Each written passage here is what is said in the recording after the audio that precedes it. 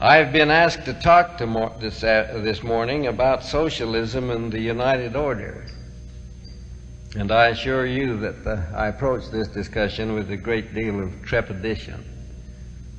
And I hope that my conclusions will be at least as sound as the researchers who had the project to determine how far and how long a flea would jump. They first trained him to jump when he heard the word, and then they pulled off a pair of his legs and said, "Jump," and he jumped. And then they repeated that cycle, and he jumped until they came to the last pair of legs. And when they pulled them off, they said, "Jump," but he didn't jump. And so they concluded that when all the legs of a flea were pulled off, he became deaf. Now, perhaps a good starting point on this subject of socialism and the United Order would be to start with the definitions. Webster defines socialism as a political and economic theory of social organization based on collective or governmental ownership and democratic management of the essential means for the production and distribution of goods. Also a policy or practice based on this theory. George Bernard Shaw, the noted Fabian socialist, says that socialism, reduced to its simplest legal and practical expression, means the complete discarding of the institution of private property by transforming it into public property and the division of the resultant income equally and indiscriminately among the entire population. George Douglas Howard Cole, noted author and university reader in economics at Oxford, who treats socialism for the Encyclopedia Britannica, says that because of the shifting sense in which the word has been used, a short and comprehensive definition of socialism is impossible.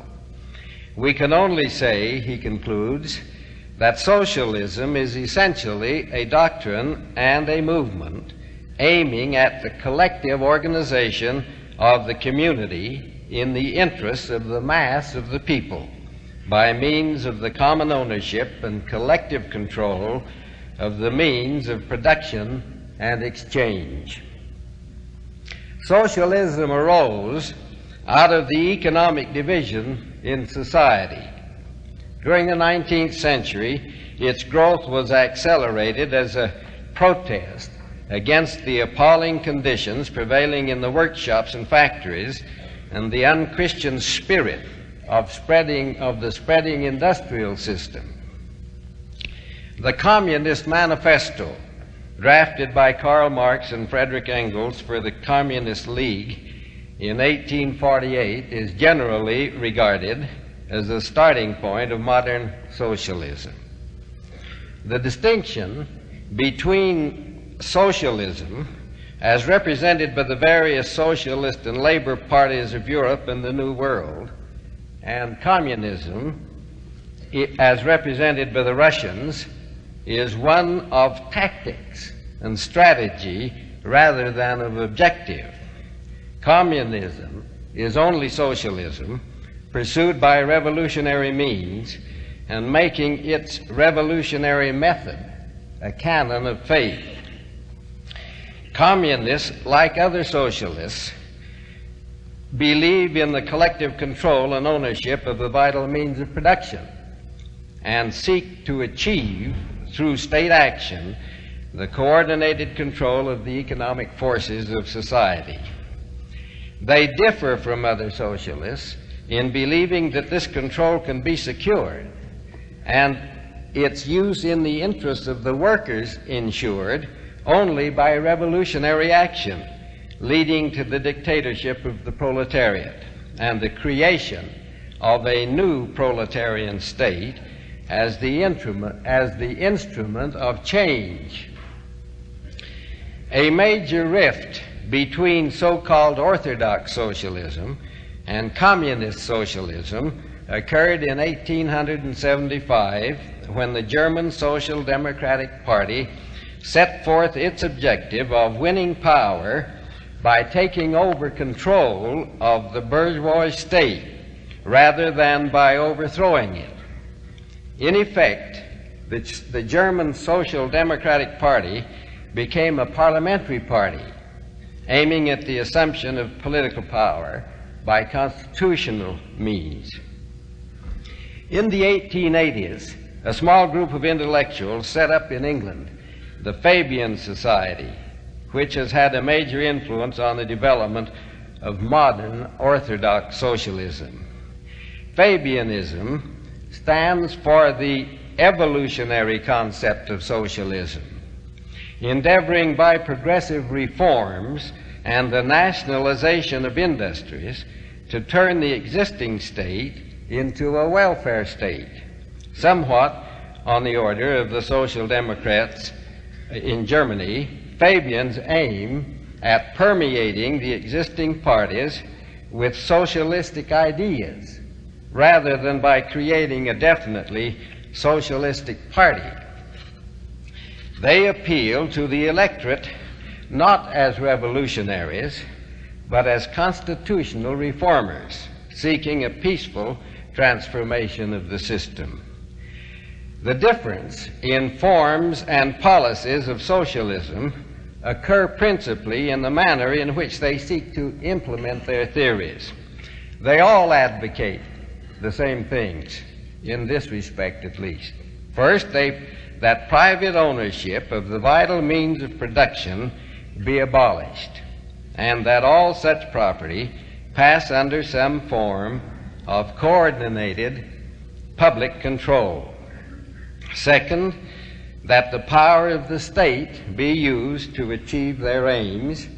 And third, they all claim that with a change in the control of industry will go a change in the motives which operate in the industrial system. Well, so much now for the definition of socialism. The United Order, the Lord's program for eliminating inequalities among men,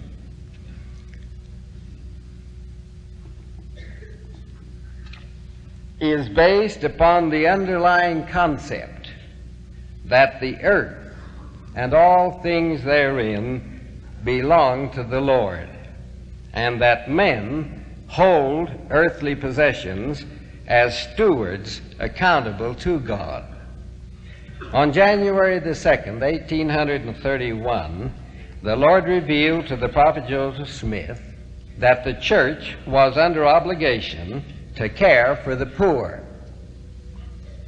Later he said, I, the Lord, stretched out the heavens and built the earth, and all things therein are mine, and it is my purpose to provide for my saints, for all things are mine, but it must be done in mine own way. On February the 9th, 1831, the Lord revealed to the prophet what his way was, whereby he intended to take care of his saints. And in this way there were two cardinal principles. One of them was consecration, and the other stewardship. To enter the United Order, one consecrated all his possessions to the church. This he did by a deed, in the words of the Revelation, which cannot be broken. That is, you completely divested himself of all of his property by conveying it to the church. Having thus voluntarily divested himself of title to his property, the consecrator received from the church a stewardship by a like conveyance. This stewardship could be more or less than his original consecration, the object being to make every man equal according to his family and according to his circumstances and his wants and his needs. This procedure preserved in every man the right to private ownership and management of property. At his own option, he could alienate his property, he could keep it and operate it, and it could be passed on to his heirs. The intent, however, was for him to operate his property so as to produce a living for himself and his family and other dependents. So long as he remained in the order, he consecrated to the church the surplus he produced above the needs and wants of his family. This surplus went into a storehouse from which stewardships were given to others and from which the needs of the poor were supplied. These divine principles are very simple and easily understood. A comparison of them with the underlying hallmarks of socialism reveals similarities and basic differences. Now, these are similarities. First, both socialism and the United Order deals with the production and the distribution of goods. Both aim to promote the well-being of men by eliminating their economic inequalities. Third, both envision the elimination of the selfish motives in our private capitalistic industrial system. Now, the differences. The cornerstone of the United Order is belief in God and acceptance of Him as Lord of the earth and the author of the United Order. Socialism is wholly materialistic. It's founded in the wisdom of men and not of God. Although all socialists may not be atheists, none of them in theory or practice seek the Lord to establish His righteousness. Second, the United Order is implemented by the voluntary free will actions of men. This is evidenced by the consecration of all their property to the Church of God. Socialism is implemented by external force, the force of the state. Third is to the ownership of property. As to property, in harmony with the church belief as set forth in the Doctrine and Covenants, that no government can exist in peace except such laws are framed and held inviolate as will secure to each individual the free exercise of conscience and the right and control of property. The United Order is operated upon the principle of private property and ownership and individual management. Socialism on the principle of collective or governmental ownership and management.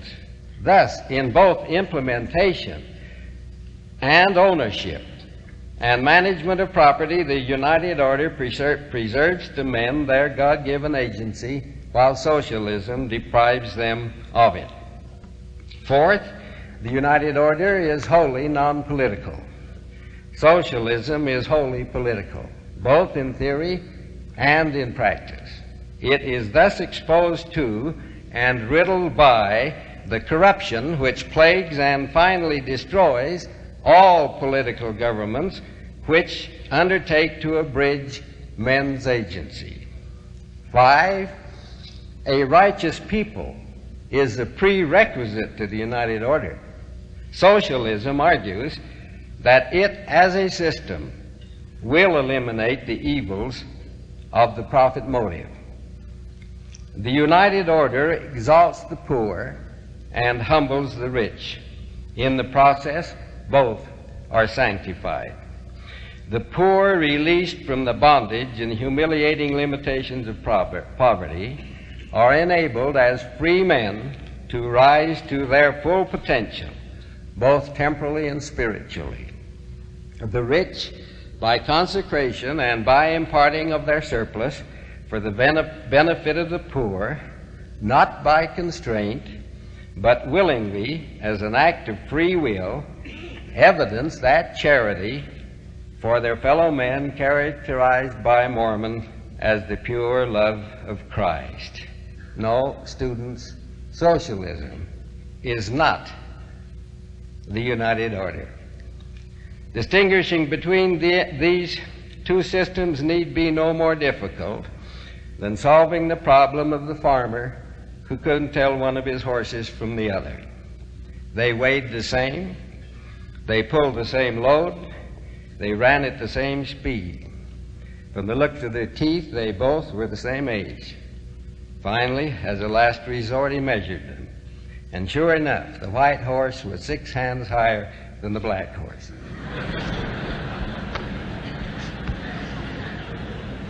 Now, however, notwithstanding my abhorrence of it, I am persuaded that socialism is the wave of the present and of the foreseeable future in our world. It has already taken over, or is contending for control, in many, if not most, nations. At the end of 1965, socialist parties affiliated with the Socialist International were in control of the governments of Great Britain, Denmark, Norway, Sweden, Israel, and the Malagasy Republic. They had representatives in coalition governments in Austria, Belgium, Iceland, Italy, Luxembourg, and Switzerland. They constituted the chief opposition in France, India, Japan, the Netherlands, New Zealand, and West Germany, and were significant political forces in numerous other countries. Many parties dominant in Africa, Asia, and Latin America announced that their aim was a socialist society. We here in the United States, in converting our government into a social welfare state, have ourselves adopted much of socialism. Specifically, we have, to an alarming degree, adopted the use of the power of the state in the control and distribution of the fruits of industry. And we are on notice, according to the words of the President, that we are going much farther. For he is quoted as saying, "We are going to take all the money we think is unnecessarily being spent and take it from the haves and give it to the have-nots." That's the spirit of socialism. We're going to take. It isn't the spirit of we're going to give. We have also gone a long way on the road to public ownership and management of the vital means of production.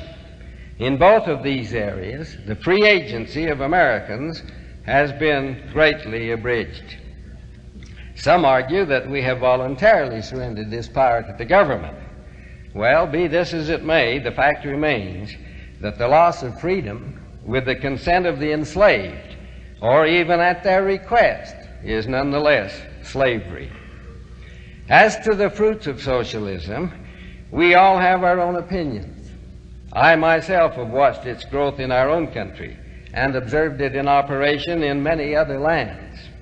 But I have yet to see a single instance, or hear of one, of its freeing from the hearts of men selfishness and greed, or of its bringing peace, or plenty, or freedom. These things it will never bring, nor will it do away with idleness and promote industry, thrift, and self-respect. For it is founded in theory and in practice on the principles of the evil one.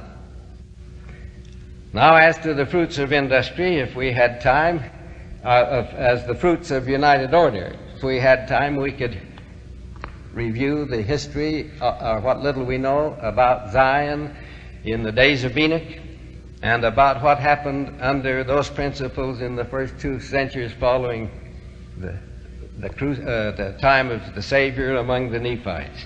I suggest that you read them. Well, now, what can we do about it?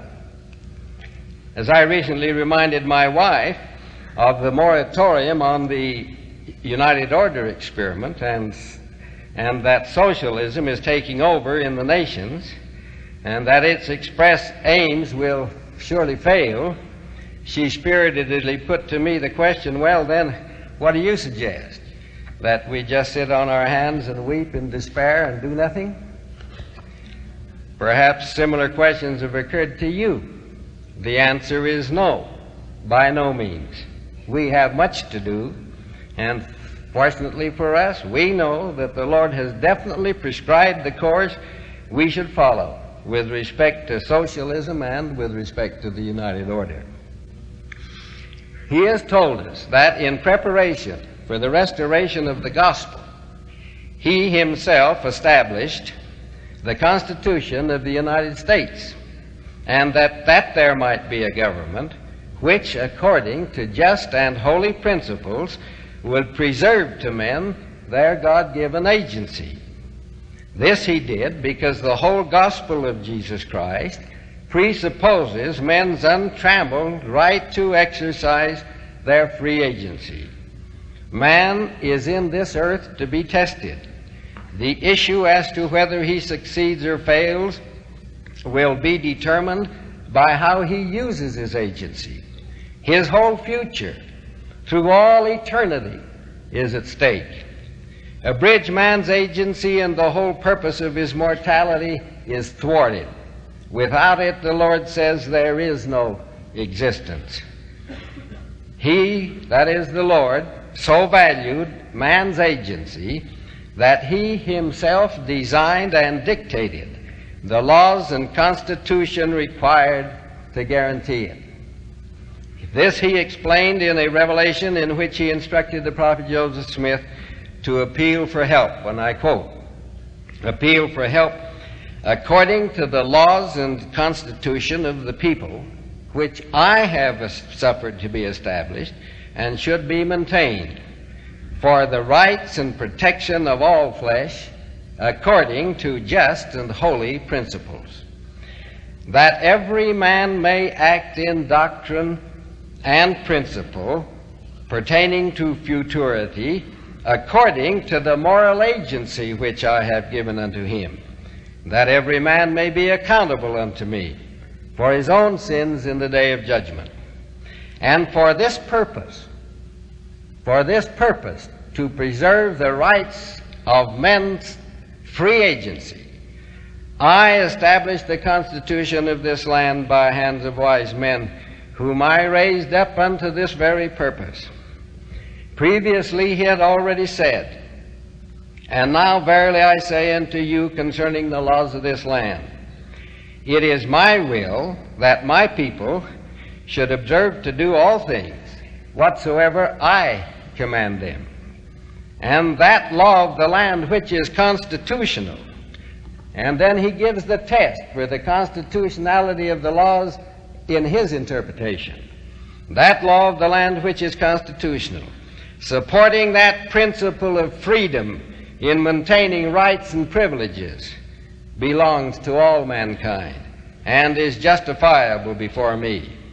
Therefore I, the Lord, justify you and your brethren of my church in befriending that law which is the constitutional law of the land.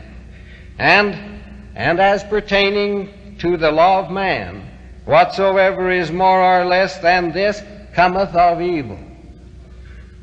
I, the Lord, make you free.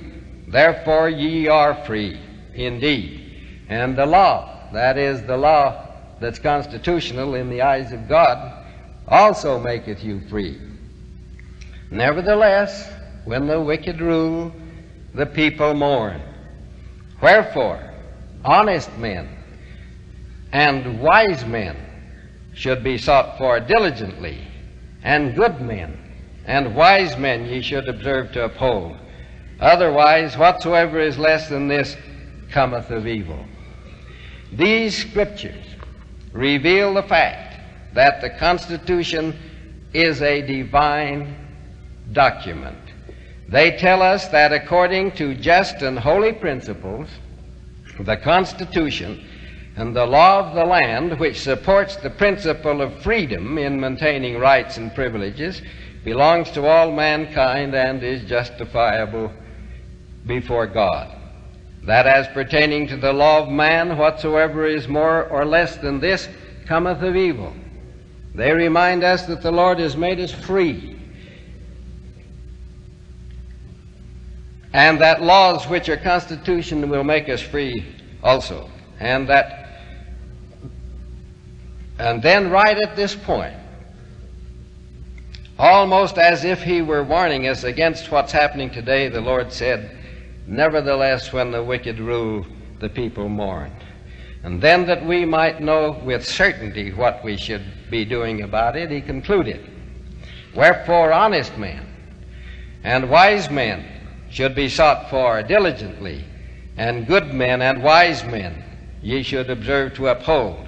In its context, this instruction can only mean that we should seek diligently for and support men to represent us in government who are wise enough to understand freedom as provided by the Constitution and as implemented in the United Order, and who are honest enough and good enough to fight for the preservation of that freedom. Under no other government could the church have been established, said President Clark, and he continued, if we are to live as a church and progress and have the right to worship as we're worshiping here today, we must have the great guarantees that are set up in our Constitution. There's no other way in which we can secure these guarantees. Well, now, not forgetting our duty to eschew socialism and support the just and holy principles of the Constitution as directed by the Lord, I shall conclude these remarks with a few comments concerning what we should do about the United Order. The final words of the Lord in suspending the United Order experiments were these: "And let those commandments which I have given concerning Zion and her law be executed and fulfilled after her redemption." Thus, further implementation of the order must await the redemption of Zion. And here, Zion means Jackson County, Missouri. And when Zion is redeemed, as it most certainly shall be, it will be redeemed under a government and by a people strictly observing those just and holy principles of the Constitution which accord to men their God-given moral agency, including the right to private property.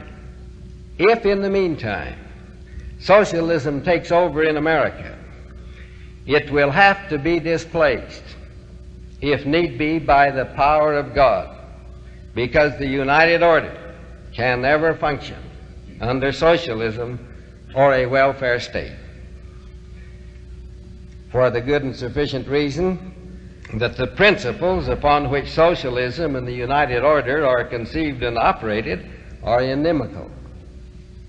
In the meantime, while we await the redemption of Zion and the establishment of the United Order, we as Latter-day Saints should live strictly by the principles of the United Order, insofar as they are embodied in present church practices, such as the fast offering, tithing, and the welfare activities. Through these practices, we could, as individuals, if we were of a mind to,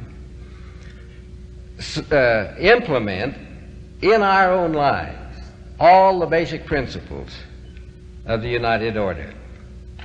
Now let me give you some examples of that. When the law of tithing, you remember that the principles underlying the United Order are consecration and stewardships, and then the contribution of surpluses into the bishop's storehouse. Now when the law of tithing was instituted, 4 years after the United Order experiment was suspended, the Lord required the people to put all their surplus property into the hands of the bishop. That was at the start of tithing. And thereafter, they were to pay not their surpluses, but 1/10 of their interest annually as tithing. This law is still in force, as you may have heard about. And it implements to a degree the United Order principle of stewardship, for it leaves in the hands of the individual the ownership and the management of the property from which he produces the needs of himself and family. And furthermore, to use again the words of President Clark, in lieu of the residues and the surpluses which were accumulated and built up under the United Order, we today have our fast offerings, our welfare donations, and our tithing. These we pay into the church of our own free will in place of the surplus. We're not ready yet to ever have a surplus if we leave it to ourselves to judge. So the Lord lays down specifically a tenth, a fast offering, and welfare contributions.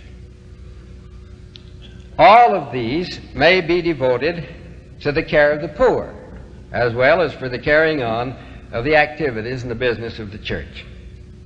Furthermore, we had under the United Order a bishop's storehouse in which were collected materials from which to supply the needs and wants of the poor. We have a bishop's storehouse today under the welfare program used for the same purpose.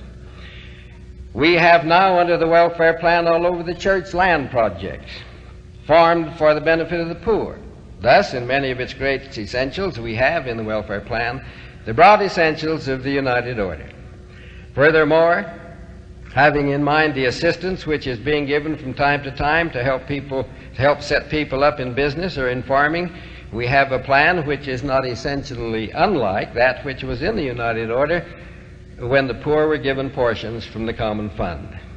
It is thus apparent that when the principles of tithing and the fast are properly observed and the welfare plan gets fully developed and wholly into operation, we shall not be so very far from carrying out the great fundamentals of the United Order. The only limitation on you and me is within ourselves. And now, in line with these remarks, for three things I pray. First, that the Lord will somehow quicken our understanding of the differences between socialism and the United Order, and give us a vivid awareness of the awful portent of those differences. Second, that we will hear it at this university, develop the understanding and the desire and the courage born of the Spirit to eschew socialism and support and sustain in the manner revealed and as interpreted by the Lord those just and holy principles embodied in the Constitution of the United States for the protection of all flesh in the exercise of their God-given agency. And third, that through faithful observance of the principles of tithing, fast, and the welfare program, we will prepare ourselves to redeem Zion and ultimately live the United Order. In the name of Jesus.